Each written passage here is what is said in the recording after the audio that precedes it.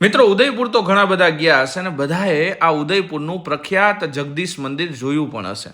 શું તમને ખબર છે આ મંદિરના પગથિયા રાજપૂતો અને ચારણોના રક્તથી રંગાયેલા છે? તો એ જાણતા પહેલા જાણીએ આ મંદિરના ઇતિહાસ વિશે આપણે કે આ મંદિર કોણે બંધાયું। તો સૌ પ્રથમ આ મંદિરનું બાંધકામ કરાયું રાજપૂત રાજા જગતસિંહ પહેલાએ 1651 ની અંદર। પંચાયતન શૈલી અને નાગર શૈલીમાં બનેલું આ એકદમ સુંદર મંદિર છે। આ માત્ર આસ્થાનું નહીં પણ શૌર્યનું પણ પ્રતીક છે। જ્યારે ઔરંગઝેબની વિશાળ સેનાએ આ મંદિરને તોડવા માટે સૈન્ય મોકલ્યું ત્યારે ચારણ વીર નારુજી બારહટની આગેવાનીમાં 20 રાજપૂત અને ચારણ સૈનિકો આ પગથિયા ઉપર ઉભા રહી જાય છે।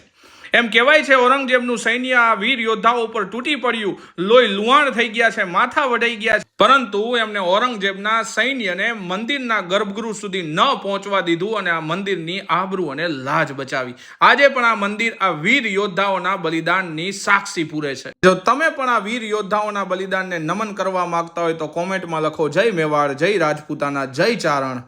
અને સાથે આવી જ પરીક્ષાલક્ષી માહિતીઓ, ઐતિહાસિક માહિતીઓ અને વારસાની માહિતી માટે આપણી સાથે જોડાયેલા રહો પ્રશાંત સર ધ પેસિફિક સાથે। અને વિડીયોને શેર કરો અને લાઇક કરો અને આ ફોલો કરવાનું ભૂલતા નહીં પ્રશાંત સર ધ પેસિફિકને।